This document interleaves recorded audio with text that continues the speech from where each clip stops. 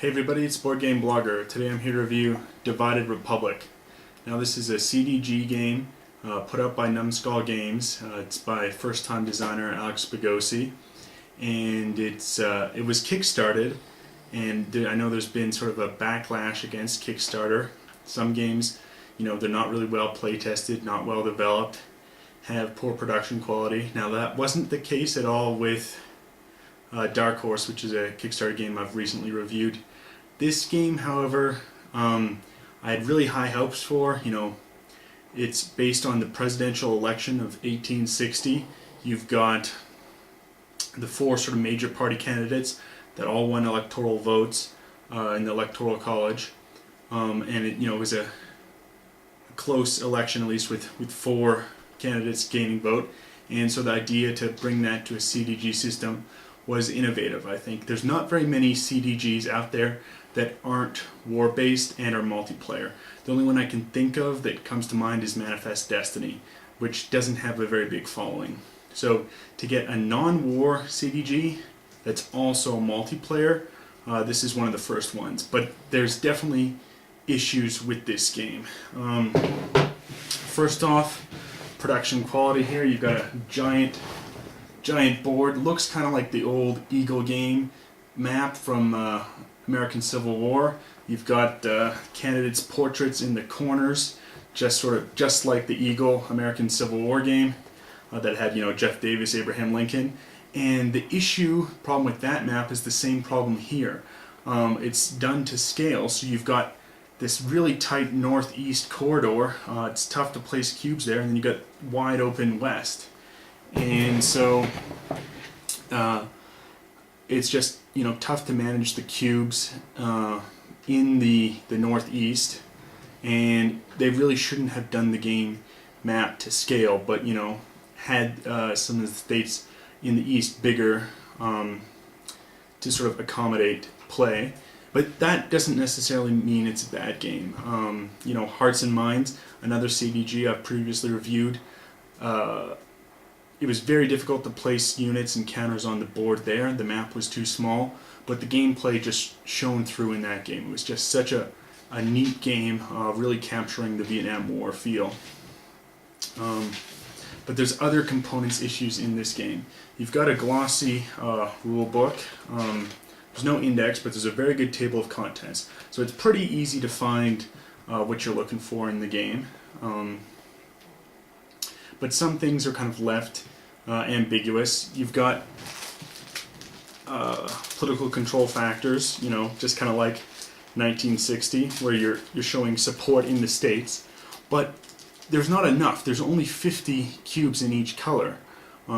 So when you go down to a two-player game, you're actually exceeding that. They do have bigger blocks to represent 5, but I found in two-player play, you might not have 5 support in a state, but you might have 4. Now, given that there's 35 states at this time, there's just not enough cubes for a two-player game, where it's more of a zero-sum back and forth, and you're putting much more cubes into play, less people removing your cubes, as there would have been in a 4-player game, and you're less likely to try and lock up states, which I'll get to in a bit. And I just found it seems like it's a first-time Kickstarter attempt at a game. Components issues like that. Additionally, in the cards, card quality is not the best, but it's not the worst. It's not Founding Fathers' first printing level of quality. It's not that low, but it's not great either. So it's sort of middle of the range for card quality. And like most CDGs, you have ops value and event. But unlike most CDGs, there's only one thing you can do with the ops. Now, most ops, what makes CDGs interesting is you can spend them in multiple ways. In 1960, you can spend it on campaigning in the state, you can spend it on media advertising or fighting over the issues. Twilight Struggle, you can do realignment rolls, you can do coups, you can just place political support. And the fact that there's multiple things to do breeds neat decision making and a lot of tension. However, in this game, with your ops value, there's only one thing you can do, and that's to add political support. You just can't do anything else. And it's just not that interesting when that's the only thing you can do. Even in war games, you know, there's usually multiple things you can do. Think of, you know, the game that kicked off CDGs, We the People, which, you know, got reprinted as Washington's War. You could spend ops to move your generals, to gain political support, or to raise, you know, troops. And it's just, the fact there's only one thing you can do with your ops is just really disappointing. And the events, they just kind of seem generic. It doesn't really integrate well with the game. You know, and make it, this is clearly the 1860 election. When you're playing 1960, that game is clearly the 1960 election, and you've got wonderful flavor text explaining things. But here, there's no flavor text at all in the game. Part of why I enjoy CDGs is, you know, you're learning a little bit about that history. When I played 1960, I learned a few new things about that election that I had not previously known. They don't have any of this here, and I think for people who aren't familiar with the 1860 U.S. election, especially, you know, non-Americans who play this game, you know, they're going to wonder why is Winfield Scott's endorsement important? You know, why is it adding support? You know, the fact he'd previously been a Whig candidate and had, you know, been the hero of the Mexican-American War, people might not be aware of, and it really would have been nice to add that on to the cards themselves. Additionally, some of the card printing, you know, the pictures bleed in. You can't really see it close up here, but I'll show you in a bit. And it's not well printed, and you can see the print is bleeding. And not all the cards, maybe 5-10% of the cards, but it's just not a nice feature to the game. And then the events, they just seem, you know, they don't really incorporate unique things that happened. You've got cards that are sort of platform speeches, and, you know, depending on what the speech is, you know, if it's tariffs or if it's abolition, it's stronger to make those speeches in different regions. But that's about it, you know. It seems like this could have been, you know, the 1852 election or the 1856 election, just minus the multiple candidates. And it doesn't really scream, this is the 1860 election. And I think the fact that you've got limited things to do with the ops and the events just don't really seem that integrated with the theme. I mean, they make sense, but it doesn't seem like this is definitely the 1860 election. It's not the game it could have been. This could have been a really neat multiplayer non-war CDG. And it's not, because the decision making, you know, the cards themselves even aren't that balanced, and I'll get to that in a bit. But usually, because you can only do one thing with the ops, you know, it's either clearly I'm playing this for the ops or I'm playing for the event. It's a decision that's made, you know, usually instantaneously, and then card management isn't as key, because there's very few events that, you know, you need to play to trigger another event. You know, some of the Kansas statehood and, you know, John Brown events do that, but most of the other events are really just one-ops events, or you're holding a reaction card in your hand. But it's not like you're setting up cards like you would in other CDGs. So I think hand management is much less important in this CDG than, you know, in other ones where, you know, you're trying to get out you know, Kennedy's speech about his Catholicism not being an issue, which would prevent, you know, events such as, you know, Norman Vincent Peale in the 1960 game, or in some of, you know, the other CDGs like Twilight Struggle. You know, when you're setting up cards that then, if they're in play, they either enhance or decrease the likelihood of playing those and the effects of those. That doesn't really happen in this game. It seems like it's a very simple, you know, game using the CDG mechanism, and the decisions aren't tight, and they're just not that interesting. One of the really good things about this game, though, is the player aids. They do the player aids really well. You know, every party's got a special ability. You can do personal appearances with everyone except Abraham Lincoln, which is a unique kind of one-time use that adds a lot of variety to the game. And there is a really neat mechanic in this game with regional polling that's not like any other CDGs. But one good scene doesn't make a great movie, and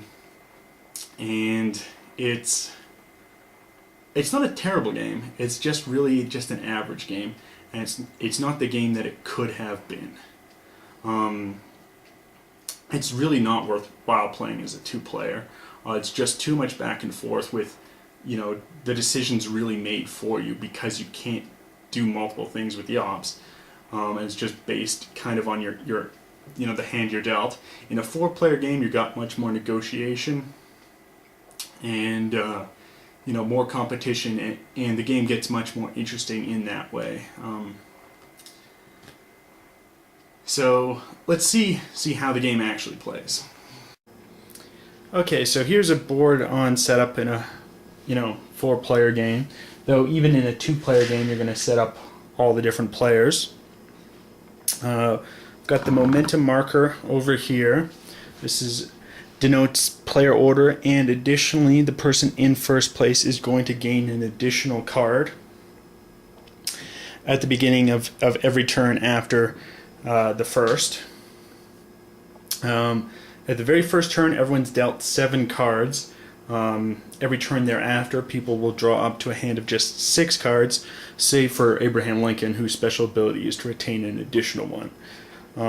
But let's say the Republicans move into the lead in momentum. At the beginning of the next turn, the Republicans would draw up to 8 cards.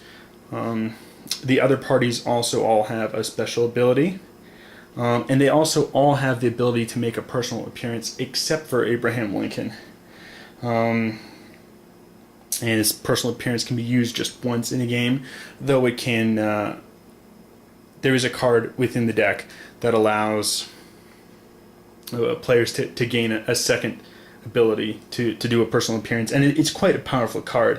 It lets you re-roll a dice one time, which some cards are based on die rolls. It can be very powerful. The other one will let you double the value of a card for a state action. So for instance, this 4 would turn into an 8, very powerful. Or you could cancel an action undertaken by opponent. Simply, you announce you're doing the personal appearance and you negate the action that your opponent just took.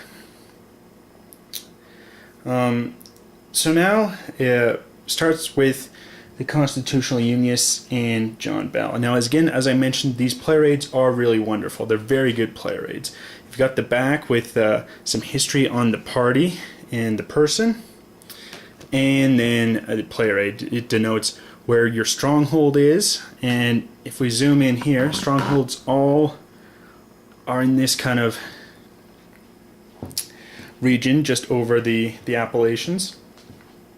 And so you've got the Northern Democrat, who's red, his stronghold, Republican stronghold, Southern Democrat stronghold, and the Constitutional Unionist stronghold. Now, there's abilities to get additional strongholds in the game, but what's important with these strongholds is as long as the person whose stronghold it is has the mandatory PCR, that's this large number, the political control requirement, they're going to win that state on polling. So as long as John Bell here and the Constitutional Unionists have 4 in Tennessee, they're winning that state. Doesn't matter if, the Southern Democrats go in there with 6 and they have more. Normally, in any other state besides a stronghold, the way you control it is meeting the PCR and having more than your opponent. So if you had 6 for the Southern Democrats, they would normally control Tennessee because they have at least the PCR of 4 and more than their opponent of John Bell with just 4. But stronghold is a special rule which negates that. So it's important to be controlling a state because it makes it more costly for your opponents to put support in there, and that's the way you win states. Additionally, states can be locked up. There's specific regional polling cards that can be played and this is the really neat mechanic. It initiates regional polling, and if you have more than double or more than the PCR, so if there were 8 in here, you can lock down the state. And no one can add in new political control factors, the cubes here. No one can add more in for the entirety of the game, and you've locked it down. And additionally, when these regional polling cards are played, you then calculate the support of who has the most states then, and you readjust momentum based on that. So it's a very neat mechanic in that sense. And then it's just sort of played as a normal CDG. So you've got 5 actions per turn, and you start with a hand of 7. Now here, if we zoom in on Richard Taylor, you might be able to see what I'm saying. You can see that it's blurred, the printing here, and it's just not how a card should be, whereas this one, there's no blur on this card. And some of the cards, unfortunately, are like this, and the printing is blurred, and it just seems an amateur Kickstarter type of mistake. And then the cards don't particularly seem all that balanced. You have Franklin Pierce's endorsement. So, former president, obviously very important. You can add 2 PCFs to each of 4 states in either the Midwest, Northeast, or Pacific Western. Very powerful. I mean, effectively adding 8 political control factors, and it's a value of 3. Whereas, say, Kit Carson's endorsement, the Western Scout, you can add 1 PCF to each Pacific Western state, which is only 2 at the beginning of the game. Potentially Nevada can join, so that's 3, and then the value is 3. So it doesn't seem to comport with the value. Really, this should be, the ops values need to be different to really have any kind of semblance of balance in the card. But in a multiplayer game, usually the players will balance each other out. It just seems odd. Here is the regional polling Northeast, what I was talking about earlier, which you can play to initiate regional polling, potentially lock down states, or at least temporarily have them under your control to determine momentum. Only at the end of the game will it matter. You have sort of reaction cards, which negates your opponent's play into them. It's the Charleston Mercury newspaper for the southern states and the New York Tribune for the northern states. And then you have a platform speech. Now these are very common throughout the game. Not many abolition ones, obviously, but several other types. What you do is you take a dice, you roll it if you're playing for the event, and you can pick the region you're playing it in. You know, the Mid-Atlantic has a dice modifier of 1, whereas this is a much more important issue in both the Northeast and the Lower South. They cared much more about abolition than, say, the Mid-Atlantic did. You roll the dice, you add the modifier. So here this is just a 1. If I was doing it in the Northeast, I add the 2, and I have 3, and now I can either add or remove for any party in that region. So it's pretty effective, because not only does it allow me to place my own support in, I can take out an opponent's, or even place another party's support in there if I'd made some kind of deal to do that. And so negotiation is going to factor a lot into this game. And that's sort of just how you play. You play for 5 turns under these rules. In the 6th turn, regional polling is not going to matter at all. You can only play it for the ops, and then you just do a final scoring. Now there's some additional rules that are added in, and you can tell the designer of this game, loved history, they loved it, but this designer is not Jason Matthews. It's just not that interesting of a game, because your options are too limited. But there's neat rules that apply to the history in effect. So you've got unique rules for South Carolina. So here the PCR is 3 for the Southern Democrats.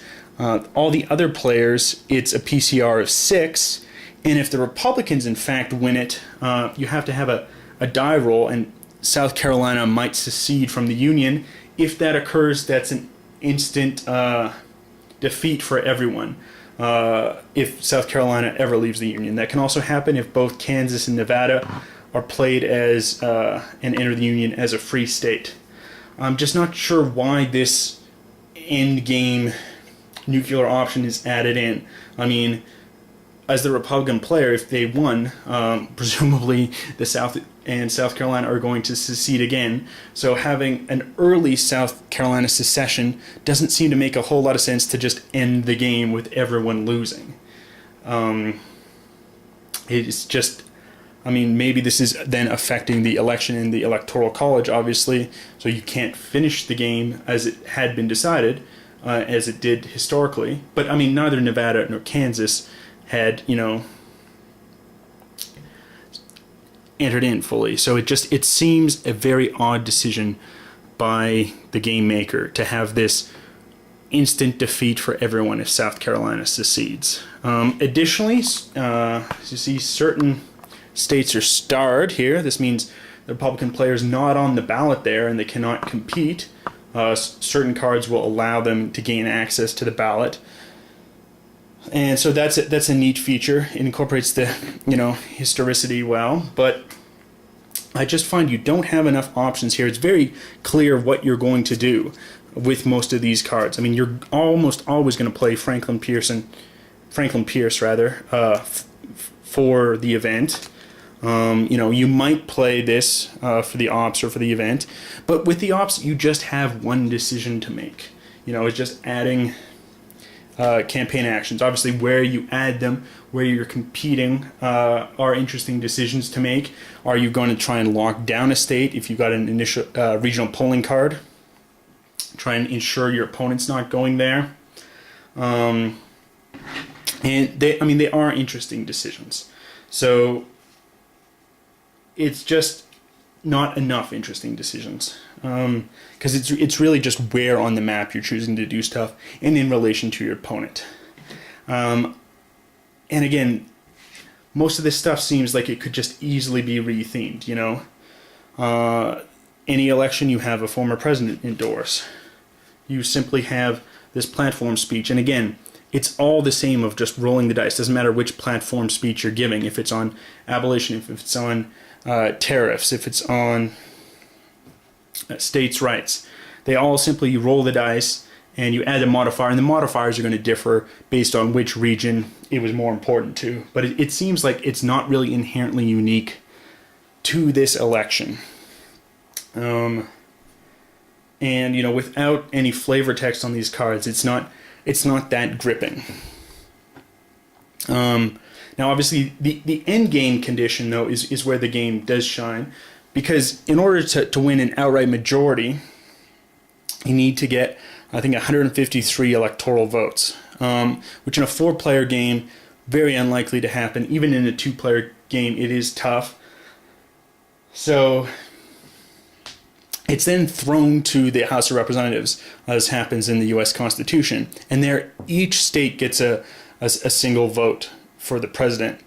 And so you can win the game by not, in fact, getting even a plurality of electoral vote support, but you need, the most state support. So winning these small states with very low electoral votes is still important. However, you can't come in last in doing so, or you're not eligible to be president. So, I mean, that's, what the Founding Fathers devised, but it does make a neat game mechanic, definitely. So, I mean, in conclusion, this game could have been so much better. You could have had more things to do with the actions. The cards could have been a little more balanced. You could have some flavor text. You wouldn't have all this cramming up here in the Northeast and, wide swaths of the West, which are just not used in the gameplay.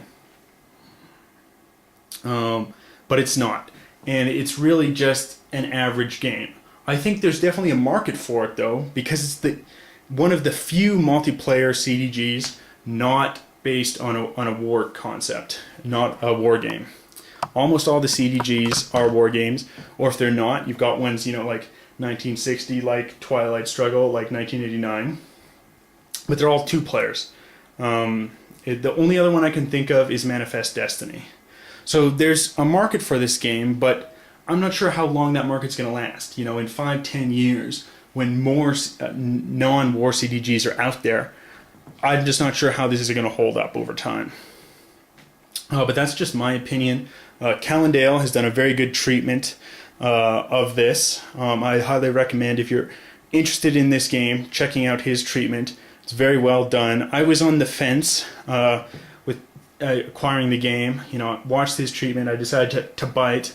Got this game in a trade, and you know, I've gotten some play out of it, but I'm not sure how much more play. It's just the cards themselves don't seem that well balanced. It kind of dictates what action you're going to do, and there's just that lack of multiple decisions to make, you know, especially compared to how new CDGs are doing this. Like, for instance, Strike the Eagle, where you can play the card in so many different ways, and it's agonizing how I'm going to play this card, and hand management's so much more important. Here, there's no real events that need to be played to trigger other events, which is done a lot, and it's just, most CDGs you gain a lot when you've played the game several times, so you know what events are out there, and you know what you have to, you know, protect against, and there's not a lot of cards you have to do that here. It's just, it's very simplistic, and it's just not a well-developed, well-matured CDG, especially in light of what has developed since. It's a very unique theme, you know, in that it's a multiplayer CDG that's non-war. If that's what you're interested in, and you're okay with just sort of an average game that really gets to its best when you've got 4 players who are all talking, all interacting, and you've got a lot of negotiation going on. That's how this game shines. Is a 2-player game, it's really not excelling. 3-player game, you know, it's okay. It shines the best as 4. If I would recommend this game at all, it would only be in the 4-player setting. And this is a game that's average at best, but really could have been a great game, just for some faults in the production quality, the lack of decision making, that ops can only be done in one way, I think is just really hurts the system. And then the way the cards are, I mean, it's almost always clear if you want to play this for an event or for the ops, and you know, hand management just doesn't seem as important. You know, there's a few other things that I haven't really gotten into, like senators' endorsements or governors' endorsements, which are self-explanatory from the cards itself. But a game that could have been better, but, you know, it is a first foray by the designer, and it is Kickstarter, so I think it's going to leave people who get it kind of with a poor taste of Kickstarter in their mouth, but your mileage may differ. Till next time on the Board Game Blogger.